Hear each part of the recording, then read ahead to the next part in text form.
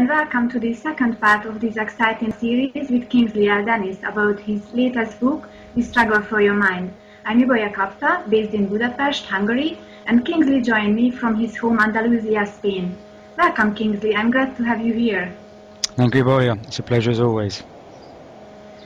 Yeah, the first part of this series has opened a conversation about propaganda and what are those external forces which are influencing our lives right after we were born. This time we will jump into the second chapter of the book, which is the Modernity Project. Please, Kingsley, tell me, what is the problem with our modern life? I mean, it is quite right to have all these technical developments that are making our life so much easier.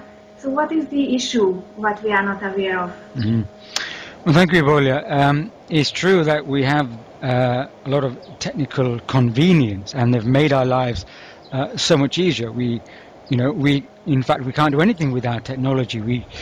Technology makes a lot of our lives safe in the way we move around the planet and travel, and all of our say utilities and our comforts for our home. So, and technology is a double-edged sword. So it's not so much technology per se that I've been talking about, but rather the technical consciousness or mindset that it's developed, specifically what's been called the scientific rationalism. So I refer to our modern stage in life as the Modernity Project, in the sense that really since the Renaissance or after the Renaissance, really with the rise of the scientific mind, and especially with the move away from religion and the rational mind to know the universe, as we say, the Newtonian clockwork universe. And one of the pioneers of that scientific approach was Francis Bacon, who famously said we should wrest nature's secrets from her. So from that time, we've had we've been developing a dominant left brain, technical, rational, logical mindset. And that's a way of perception, that's a worldview which is very important, and we often kind of bypass that or don't consider it enough. That technology is a physical presence, but when you merge that or couple that with a technical, rational, logical mindset, then you start to have a particular direction in social evolution. So what I've talked about specifically is the sense that we can dominate and socially organize ourselves. So the technical consciousness gives birth to a form of technique, social technique, that develops a techno culture. And what I mean by that is technique is the organization and management of social practices. Now, some sociologists have talked about that in terms of bureaucracy and what Max Weber has famously called the iron cage. Because as society becomes more complex, there's a pressing need to be able to organize social practices. But when you have a rational, logical mind and the technology to implement that, then there's a danger of becoming, we call it the techno-mechanical system. And the techno-mechanical system, as the name implies, wants to organize social practices in a very mechanical way. And what comes through that is what's known as the calculus of efficiency. So rather than humane practices and an organic lifestyle where we have a stronger connection with our organic environment and our natural environment, what gets put on top of that in order to implement the calculus of efficiency is a global technical civilization, a very rational, controlled social management. So examples of that have been coming through our production societies. One well-known example is what's being called Fordism. Fordism refers to Henry Ford's production line, where he basically developed the conveyor belt, where production became standardized. Henry Ford famously said, you can have any color T Ford you want as long as it's black. This idea of standardizing one model for everybody, in effect that was one model car for everybody. And that's a form of scientific management. Again, around the same time, famously, Frederick Taylor developed what was the structure of scientific management. It was managing the most efficient way of production.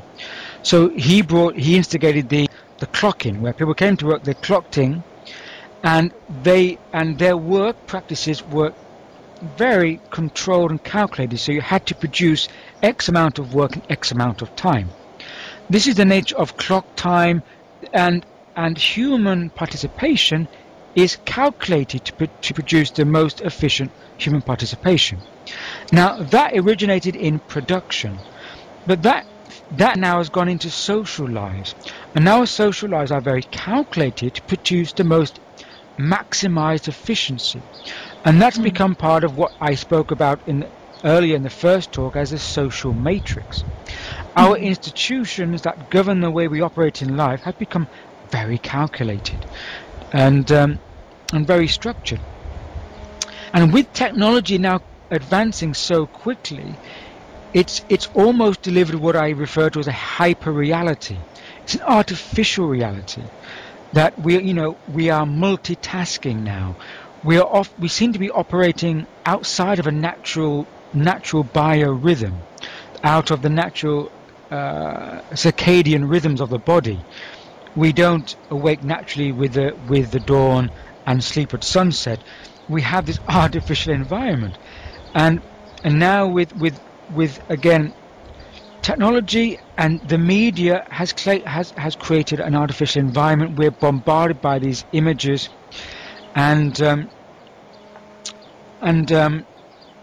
our entertainment is a part of our calculated reality, which I refer to as militainment, because it's almost been merged with military content, the way of our entertainment and media. And our media is centralized as so much. Again, there's, I think in Europe and in North America, there's about 6 major corporations that control the media information. And so we've been slowly shifted away from this natural organic environment, out of our natural biorhythms, into a sense of production and calculated work efficiency, also into a sense of the dominant irrational logical mindset, whereby our lives, our movement through space, our travel, with the rise of surveillance, etc., which we'll talk about later, it's created a very technical space environment of our social lives. We may not realize it because we're living in it. We may not pick it up so quickly. A perfect example is that if something is wrong with our water, electricity, or our utilities, which we rely upon, we ring a number and we get a recorded message, and they say press 1 for this, 2 for this, 3 for this, and then they put you through to another number. Everything's recorded, and it's like living within a Russian doll society. You take off one doll, you got a smaller doll beneath that, and you take that off, and you take that off, and you come down and come down and come down.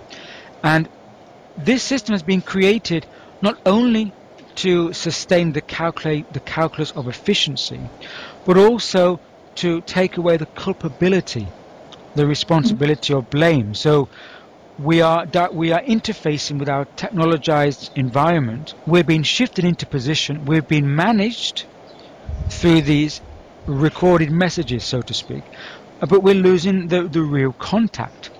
Now, technology as a double-edged sword can enhance our connectivity, can enhance our empathic connections, but through a dominant left brain and also masculine conquering type of energy, it's become a structure rather than a natural organic environment that we live in. So That's a very brief overview, Ibolia, but that's what I mean by the Modernity Project. That's what modernity and scientific rationalism has brought us to, and rather than enhancing the organic, it enhances the manageability of human nature, and that in the extreme can be a danger.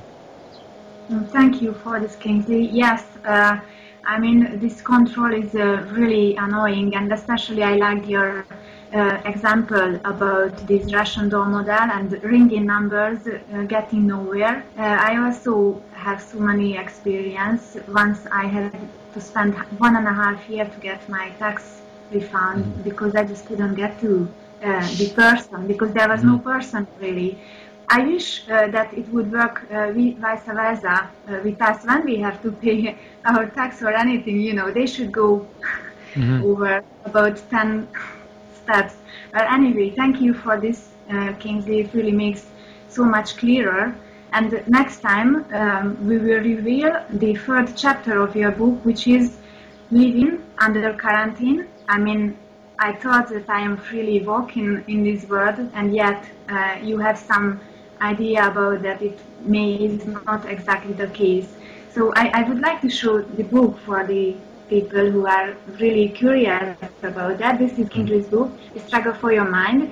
And if anyone would like to read more about Kingsley's writing or find the book, just visit www.kingsleydennis.com and you will find lots of essays, poems, or the writings. What he produces is really productive. Thank you for Kingsley for giving this second talk about your book, and I'm looking forward to the third conversation about this living under quarantine subject. Thank you, Boya. I look forward to speaking more on this subject. Thank you. Okay, thank you, Kingsley, and see you next time.